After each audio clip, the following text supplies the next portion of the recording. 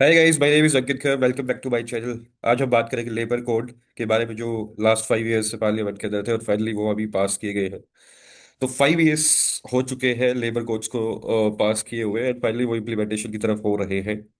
तो पहले, उससे पहले क्या था, अपन पूरा डिस्कशन करेंगे। पहले लेबर कितने कोड्स लॉज होते थे और फाइनली वो कितने कोड्स में करते हैं, कितना सिंप्लीफाई किया, क्या ऑर्गेनाइज किया है, क्या मेन पॉइंट्स है मिनिमम पे गिग वर्कर्स, और इनके मैंने एक प्रॉपर समरी बनाई है, उस पर काम करेंगे। और फिर फाइनली क्या इम्पैक्ट होएगा, किस बिजनेस के ऊपर, किसने कैसे, इंडस्ट्री के ऊपर कैसा होएगा, प्लेटफॉर्म वर्कर्स पे कैसा होगा, एग्रीगेटर्स पे क्या होएगा, सर्विस बेस्ड इंडस्ट्री पे क्या आएगा।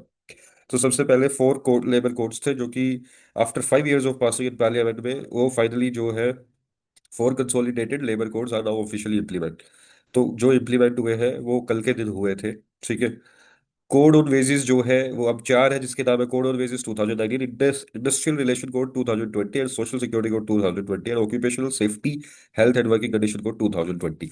ये 4 कोड्स हो गए हैं, जिनके नाम ये है। जो एक एक कोड वेजेस के बारे में बात करता है, एक इंडस्ट्रियल कंप्लाइंस के बारे में बात करता है, जहाँ पे मैन्युफैक्चरिंग होगी।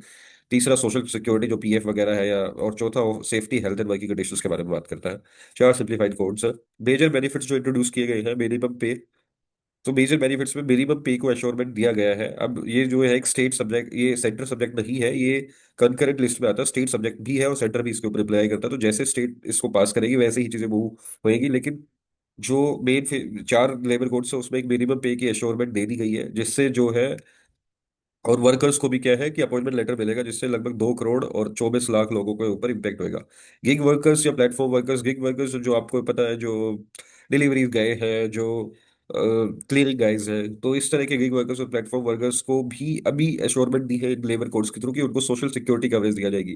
कि बेसिकली उनको पीएफ दिया जाएगा, PF provident fund, and ESIC employment state insurance corporation दिया जाएगा। तब भी हेल्थ चेकअप होगा तो उनको इंश्योर भी किया जाएगा, ताकि उनको सोशली सिक्योर एटमोसफियर में लेके जाया जा सके। अब उसमें क्या, एग्रीगेटर्स जो है वो उनको कंट्रीब्यूट करना पड़ेगा 1 to 2% of turnover. Let's say कोई 100 करोड़ करता है तो उसको 2 करोड़ निकालने पड़ेंगे, वो इसके लिए ये है। और यही चीजें अब इसका प्ले करके कितनी देर बाद इंप्लीमेंट होगी चीजें, वो पता चलेगा। बट हाँ, these are these 6 right now, जो इसमें प्रॉपर इंप्लीमेंटेशन है। और 5% जो लेट्स से कि वो 50 करोड़ डालते हैं सैलरी की वर्कर्स की, तो वो 2.5 करोड़ से ज्यादा नहीं, उसको जो है उससे ज्यादा उसकी सोशल सिक्योरिटी पर कवर करेंगे। ये एम्प्लॉयर्स के लिए भी एक रूल्स एंड रेगुलेशन है। अब साथ में जो नया चेंज आया है कि वुमेन वर्कफोर्स को नाइट शिफ्ट में भी डाला जा सकता है, और उनको अलाउ कर दिया है बेसिकली। बस ये सब्जेक्ट है, इसमें उनकी खुद की कंसेंट होना चाहिए और सेफ्टी मेजर्स का ध्यान रखें। और अब वुमेन्स को जो है हैजार्डियस सेक्टर में भी अलाउ कर दिया गया है। और जो फिर एक प्रिवेंटिव हेल्थ केयर में जो है, एम्प्लॉयर्स को जो है, जो 40 साल से ऊपर हो चुके हैं, उनको मैंडेटरी एक हेल्थ चेकअप देना पड़ेगा एनुअली। थर्ड जो इसका है इम्पैक्ट, जो इकोनॉमी पे होएगा या जॉब्स पे होएगा, वो क्या आएगा, ग्रोथ एंड स्टेबिलिटी। इसका इम्पैक्ट जो है, वर्किंग कंडीशंस अच्छी हो जाएगी, प्रोडक्टिविटी पे ऊपर जो है, अगर परमानेंट लेबर रहेगी तो प्रोडक्टिविटी भी इंप्रूव होगी। कई बार लॉसेस होते हैं प्रोडक्टिविटी में because of non availability of the labour. Wage protection होएगा तो इम्प्लॉय के एंड पे भी अच्छी चीजें होएगी, कि उनकी एक मिनिमम एश्योर्ड है और टाइमली उनको पे आउट्स हो रहे हैं। और एक्सेलरेट फॉर्मल जॉब क्रिएशन, और ये डाटा अब जो गवर्नमेंट के स्टेट में रहेगा, ताकि कोई भी कॉन्ट्रेक्चुअल या जो डाटा रिकॉर्ड नहीं होता है, गवर्नमेंट के पास नहीं जाता, उससे फॉर्मल जॉब क्रिएशन होएगी, जो इस लेबर कोड के इम्प्लीमेंटेशन से। ये फाउंडेशन है हाई इकोनॉमिक ग्रोथ का। अगर ये इम्प्लीमेंट हो जाएगी तो उस हिसाब से चीजें जो है, स्ट्रॉन्ग इकोनॉमिक ग्रोथ के चांसेस दिखते हैं, by because formalization of workforce हो गया। अब इसमें क्या, रिड्यूस भी किया गया है कंप्लायंसेस को और लिटिगेशंस को, और एनकरेज किया गया है, क्योंकि कंप्लायंस को जो है इजी कर दिया गया है एम्प्लॉयर्स के लिए। और रिड्यूसेस कैजुअल कैजुअल या कॉन्ट्रेक्चुअल एक्सप्लॉइटेशन, ये भी एम्प्लॉयर्स के लिए अच्छा है। इंडस्ट्रियल रिलेशन इम्पैक्ट क्या है, यहाँ पे जो है ट्रेड यूनियन जो है इम्पैक्ट बता रहे हैं कि रीट्रेजमेंट थ्रेशोल्ड जो पहले 100 था वो 300 कर दिया गया है, जो कि हेल्प करेगा मैन्युफैक्चरिंग को स्केल अप करने में।